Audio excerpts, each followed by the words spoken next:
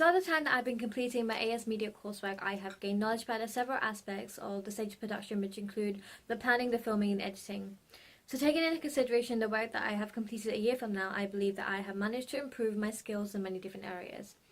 During my AS task, I had to create an opening sequence to a film genre of my own choice, and that was action thriller.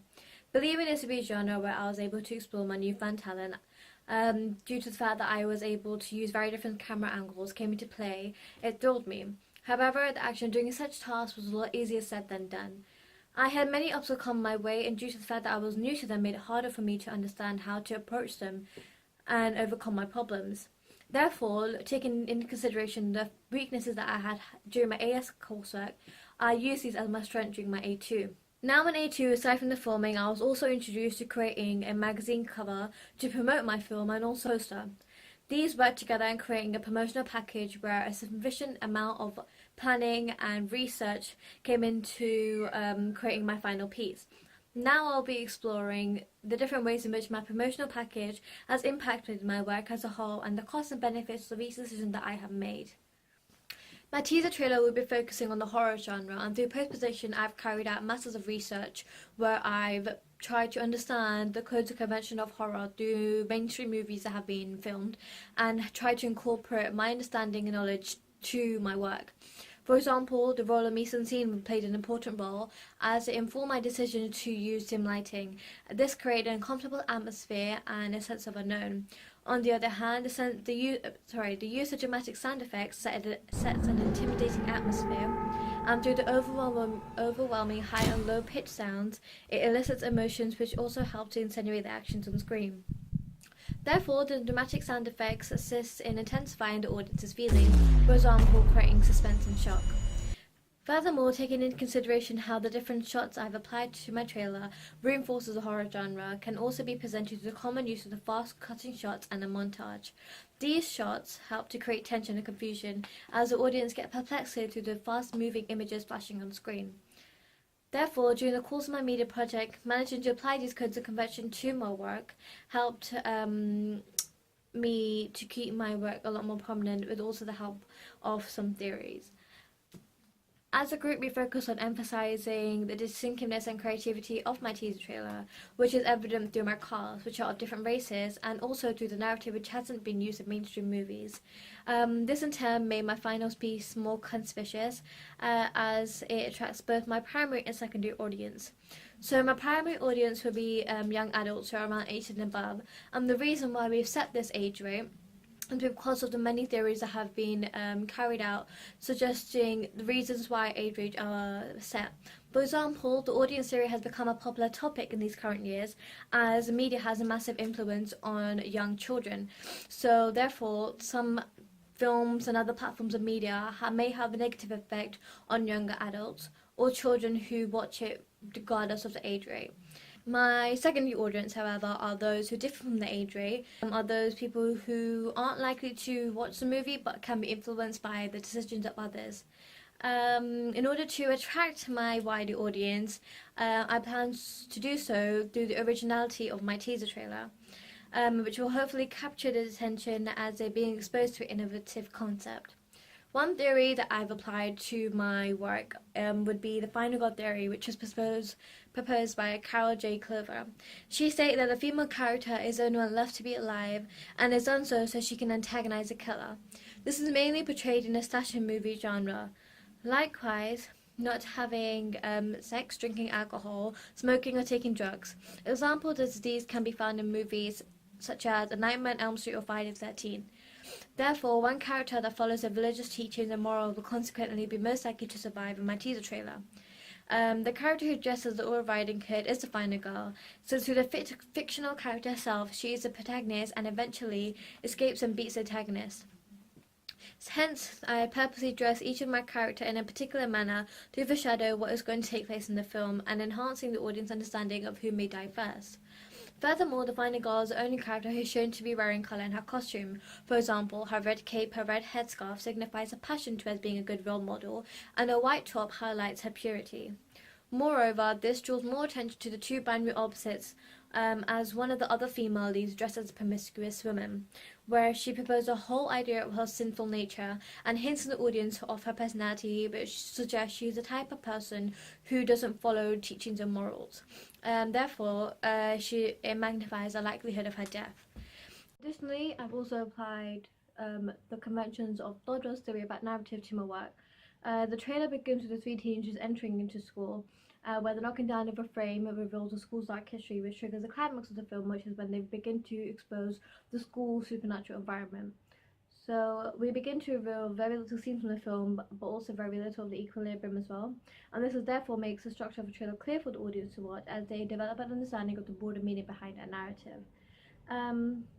On the other hand, I've also applied several codes of conventions into my poster magazine cover that I've created. So, for example, through my post production, I've carried out masses of research where I've understood different conventional layouts that's used in both magazines and posters. So, in regards to my magazine, understanding where a skyline or masthead, buttons, etc., will go, I've used that to my work, and the same applies to my poster as well. So through my knowledge and understanding, I've been able to apply that and incorporate that into my own work, hopefully making it stand out or look visually appealing. It's just how a word for products that are used in mainstream media promotions. Looking at the product in which I had to produce a horror teaser trailer alongside my ancillary text, which was my magazine cover and my poster, but combining the three allowed me to express the horror genre, thus allowing the audience to become more the cinema atmosphere that I was initially planning to create throughout. To begin with, the subgenre of my teaser trailer is thriller, and in order to make my subgenre and genre clear to my target audience, I carried out a lot of research beforehand so that I was able to apply this to my work. This is shown when I researched and analysed several horror trailers, posters and magazines, and began to draw what makes it as striking as it is. Therefore, I decided to apply this to my trailer. So in regards to my poster, magazine cover, I believe that I have managed to apply the main codes and conventions of horror in both. This is portrayed through the layout, colours, text and images of my work, which drawing my target audience attention. The colours are dark, which give off a sinister atmosphere, and this images emphasizing the idea of the supernatural. All this will help to advertise my work, and as for the posters, they will be displayed around, for example, on buses and billboards, etc. Respectively, my teaser trailer will also be published onto YouTube, which allows access to anyone who's willing to find out about the film and to get an insight of what the film is going to be about. Furthermore, the magazine will also give an insight of extra information and gossip about the film, for example, the behind the scenes and exclusive interviews, which could also attract certain audiences who are willing to go just that bit further. They will also be given information that will not be able to find anywhere else.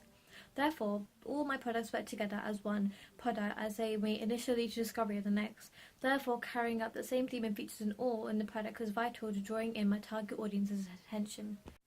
In order for me to gain first-hand audience feedback, I gathered some students that were of my target audience and I showed them my magazine cover, my poster and my teaser trailer. And from this, I asked them several questions about each and they expressed their opinion about each wholeheartedly. So in terms of my teaser trailer, I've gained a clearer understanding of the areas I need developing and the areas I should keep. Since the audience were attracted to the way that as a product as a whole had a same theme continuously portrayed throughout, for example, the cold and sinister atmosphere helps to integrate them as one. Since I had randomly chosen a selection of people to comment on my work, I had successfully managed to get the response I was trying to get, showed that hopefully my target audience and my wider audience, other than the ones that are in school, were able to see this and be drawn to watch my film in the end. And there were many other positive aspects for my feedback that I received. For example, in regards to my magazine cover, some stated about how it looked very professional and therefore it highlights that I was able to apply my knowledge throughout the construction. Furthermore, I've received positive feedback about how my teaser trailer was made. For example, they understood the narrative and liked its originality and thought that the sound effects that we used worked well in bringing in together the teaser trailer. Also, the shots we used helped us as producers to allow us to be in control of creating a specific atmosphere. Since we used close-up shots, over-shoulder shots and point-of-view shots, allowed us to create a more intimate atmosphere between the audience and the characters. In addition, there were also some areas of improvement which I thought helped me strengthen my weak aspects and I would like my work down. For example, one individual stated that my teaser trailer does not clearly explain what the narrative is about and there weren't enough frightening scenes that could make the audience jump. While seeing that my target audience were teenagers and young adults, I felt like including more frightening shots will help best in satisfying and entertaining my audience. An example of these shots will probably be of close-up shots of the ghost, as there weren't enough, only a few, and more shots of the antagonist in order to make the audience feel a bit more uncomfortable.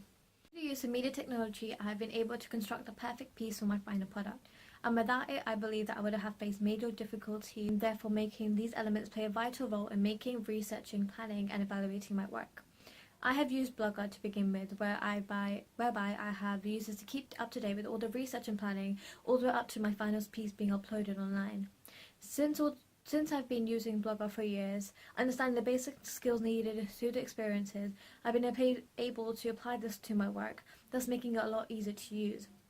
However, on the downfall, Blogger would incorporate with how I prefer to display my work, making it a bit of a hassle as it wouldn't portray a more formal, eye-catching final page. Instead, it made it look a bit more messy. That aside, I didn't face any more difficulties with uploading my work. Another form of media technology that I have used would be Web 2.0 and YouTube, and these are mainly used when it came down to researching. Through YouTube, my group was able to publish their work there easily and allowed my group to have easy access to at any time. For example, one of the videos that we created where we displayed how we're going to put makeup on one of our ghost characters was uploaded onto YouTube. This allowed my group to easily access the embedded code and upload it onto our blogs.